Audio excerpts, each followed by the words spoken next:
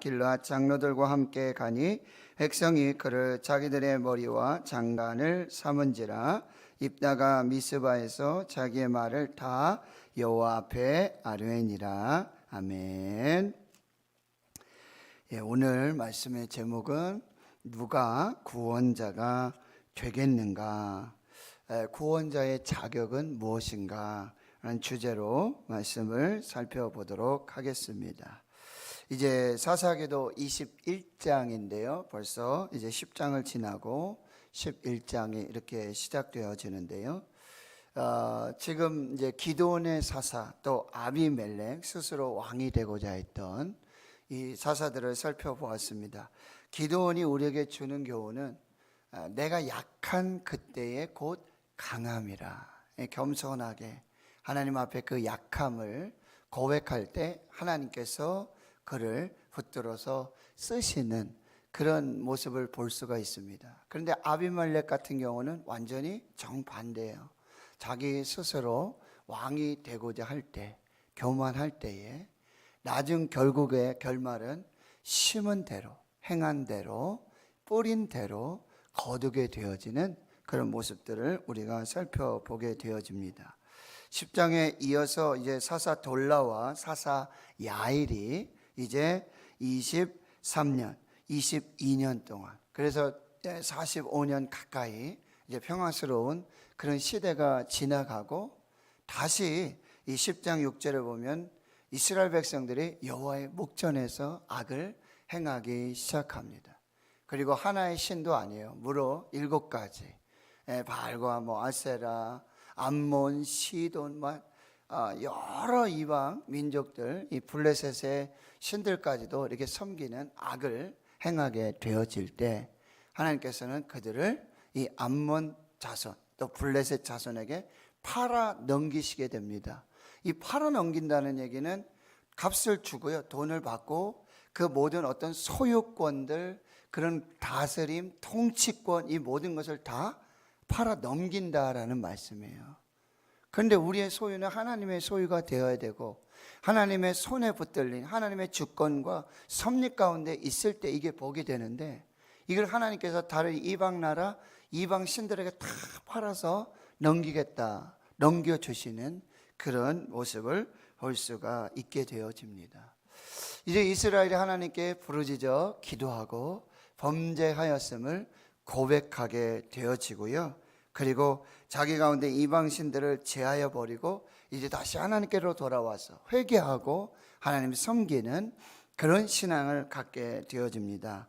그래서 10장 16절에 여호와께서 이스라엘의 공고로 말미암아 마음에 근심하셨다. 이 근심하다라는 말씀의 뜻은요, 참을 수 없게 되었다라는 얘기예요.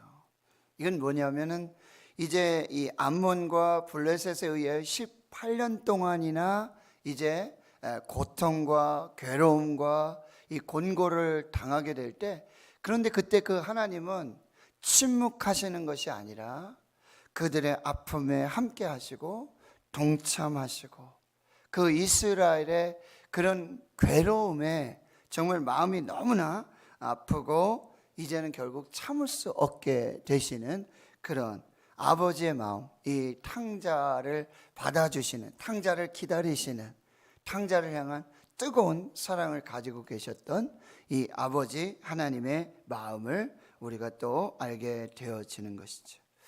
그래서 이제 10장 17, 18절에는 암몬 자손들이 모여서 이제 길르앗에 진을 치고 이스라엘도 미스바에서 진을 치고 이제 전쟁이 시작되는 그 모습이 이제 펼쳐지고 있고요. 18절에는 그래서 길르앗 백성들과 방백들이 서로 누가 먼저 나가서 암몬 자손과 싸움을 시작하겠는가, 그러니까 누가 지금 이스라엘을 구원할 사사가 되겠는가.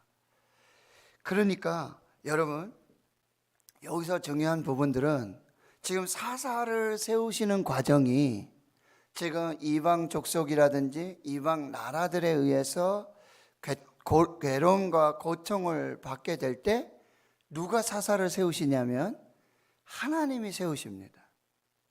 하나님이 주권적으로 그 섭리와 예정 가운데 사람을 이렇게 딱 세우신다고요. 온니엘을 세우시고, 그리고 왼손잡이 에훗을 세우시고, 소모는 막대기, 농부였던 이 삼갈을 주권적으로 이렇게 세우세요. 그런데 지금 여기 이제 11장에 입다가 사사로 세워지는 과정은 하나님이 세우시는 과정이 아니라는 거예요. 길르앗과 그 방백들과 장로들이 자기 형편과 자기 사정에 따라서 그들은 먼저 하나님께 나아가서 기도하고 구하고 하나님의 뜻을 구하고 하나님의 뜻에 합당한, 하나님의 마음에 합당한 그런 사람들, 일꾼들 세워야 되는데, 생각해 보니까 안 되겠는 거잖아요. 자기들의 계획과 생각 속에서 이것이 지금 사사시대의 신앙이라는 거예요. 자기 소견에 옳은 대로, 이스라엘의 왕이 없으므로. 왜요? 이스라엘의 왕은 하나님이시죠. 하나님 밖에 없습니다. 그런데 그 하나님의 왕되심과 다스림과 통치하심을 인정하지 않고 자기들 스스로 자기들 계획대로 자기들 마음대로 형편과 사정을 살피면서 그렇게 지금 나아가고, 나중에 가서 하나님 도와주세요, 하나님 안 되겠습니다, 하나님 필요합니다, 이건 신앙이 아니라고 한다는 것이죠. 그래서 결국 여러분 보세요. 11장에 보면 이제 길르앗 사람 입다라는 사람이 이제 등장하게 되어져요. 입다라는 이름의 뜻은요, 입을 열다라는 뜻이에요. 입을 열어서 하나님 앞에 나아갈 때, 기도할 때 하나님께서 길을 열어주시고 승리의 문을 열어주시는 그런 모습들을 이제 우리가 살펴보게 되어지는데, 입다를 이렇게 정의하고 있습니다. 아주 큰 용사다, 큰 용사다. 이 기드온을 부를 때하고도 비슷하죠.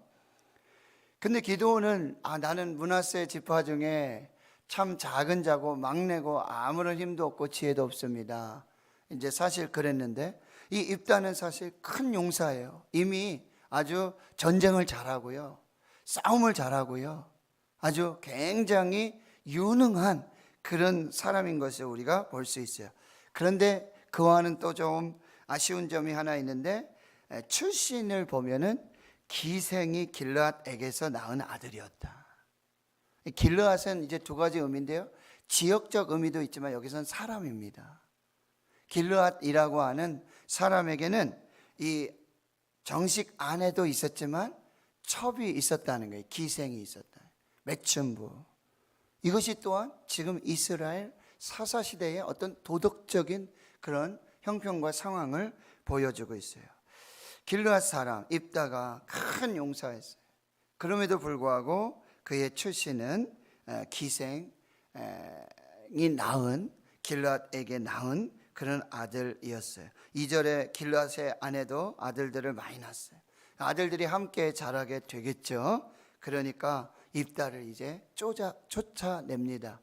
서자이기 때문에 다른 여인의 자식이고 우리 아버지의 기업을 잊지 못할 것이다 하고 이제 그 가정에서, 가문에서 내쫓김을 받게 되어집니다. 3절에 입다가 그의 형제들 피해서 돕 땅에 거주하게 됩니다. 돕이라는 땅은 좋은 땅이라는 뜻이 있어요.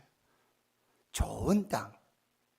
그런데 거기 길르앗의 기생에게서 나온 입다가 살게 되어지고요, 잡류, 불량배들입니다. 남봉꾼들, 유유상종이죠. 그렇게 모여서 함께 출입을 하게 되어집니다. 자, 여러분 보세요. 누가 먼저 나가서 암몬 자손과 싸우겠냐? 누가 구원자가 되겠느냐? 출신 성분 기생의 아들입니다. 그렇지만 큰 용사, 싸움을 잘해요. 아주 전쟁에 능하고, 나중에 조금 내려가 보면 이제 협상도 얼마나 잘하는지 몰라요.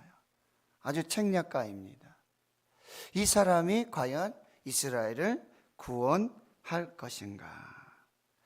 4절 보십시오. 얼마 후에 암몬 자손이 이스라엘을 치려합니다. 암몬 자손이 이스라엘을 치려할 때 길앗 장로들이 입다를 데려오려고 돛 땅으로 내려가서 입다와 협상을 하게 돼요. 이제 우리가 암몬 자손과 싸워야 되겠는데, 싸움 잘하는, 전쟁을 잘하는 당신이 우리에게 와서 장관이 돼야 되겠다. 임시적이죠.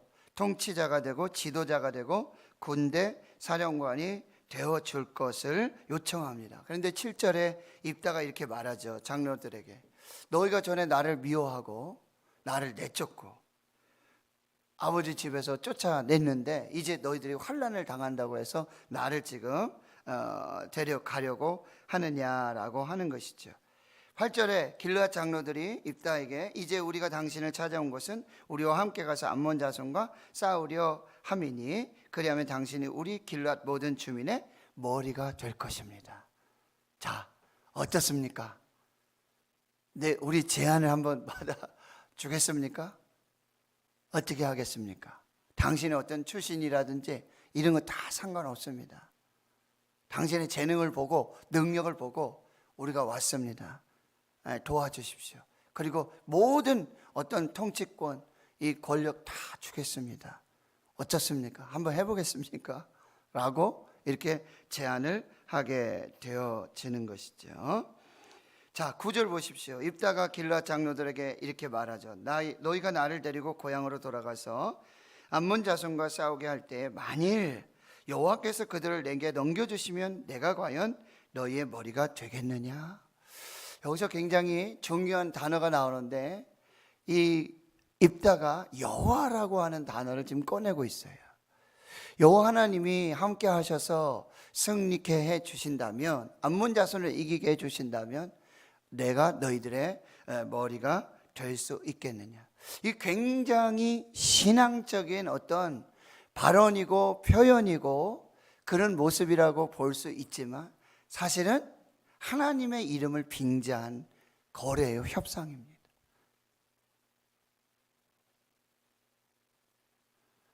하나님을 빙자해서 하나님의 이름을 입에 올리면서 지금 이 입다가 이 거래를 하고 협상을 지금 벌이고 있는 그런 모습이에요. 기회주의자이고요, 그리고 야심가인 그런 모습. 지금 서로가 있잖아요. 자기의 이익을 위해서. 말씀드렸습니다. 여기서 하나님께서 과연 어떤 사람을 원하시는지, 하나님의 뜻이 무엇인지 먼저 길르앗 장로들이 기도해야 될 것이고, 먼저 입다 역시 마찬가지예요. 먼저 하나님의 뜻을 묻고 하나님께 기도하고 이것이 과연 하나님의 계획하심 속에 진행되고 있는지를 먼저 살펴보아야 한다라고 하는 거예요. 그런데 10절에 길르앗 장로들이 이렇게 입을 맞춥니다. 짝짝꿍이 되어지죠. 여호와는 우리 사이에 증인이시니 당신의 말대로 우리가 그렇게 행하리이다. 뭔가 이상한 거예요. 뭔가 좀 죄송합니다, 찝찝한 거예요. 자기들끼리 협상하고 딜을 하고 계약을 하고 이렇게 하기가 뭔가 좀 이상한 거예요. 그러니 거기에 여호와, 그리고 바로 여호와 하나님이 증인이 되실 것이다 라고 하는 요거를 지금 첨부하고 있는 사실이에요. 그래서 11절에 입다가 길르앗 장로들과 함께 가서 그러니 백성들이 그를 자기들의 머리와 장관으로 삼고요, 입다가 미스바에서 자기의 말을 다 여호와 앞에 아뢰니라. 이거는 지금 여호와 앞에, 하나님 앞에 기도하고 다 아뢰고 하나님의 뜻을 구하고 이런 말이 아니에요. 이런 말이 아니라 여호와를 어떤 증인으로 삼아서 지금 거래를 하고 있는 그 모습을 보여요. 외형적으로는, 형식적으로는 아주 협상이 잘 됐어요. 아주 그럴듯합니다. 서로가 여호와 하나님을 이야기하면서 하나님이 증인 되시고 그리고 하나님 앞에 이 사실들을 다 아뢰면서 이렇게 지금 모든 것이 진행이 되고 있는 것 같아요. 근데 실상은 그것이 아니라고 한다라고 하는 것입니다. 근데 여기서 더 중요한 것은 뭐예요? 이런 일들이 다 지금 진행되고 이루어져 가는데 하나님께서는 침묵하신다는 거예요. 실제로 입다는 이제 보세요. 12절부터는 이 암몬의 왕과 협상을 합니다. 아주 기가 막혀요. 사자와 사자들을 보내고 서신들을 보내면서 협상을 하는데요, 싸우지 않고도 아주 기가 막힌 협상을 하게 돼요. 그리고 나중에는요, 여러분 29절 이하에, 11장 29절 이하에 비로소 그때에 하나님의 영이 입다에게 임합니다.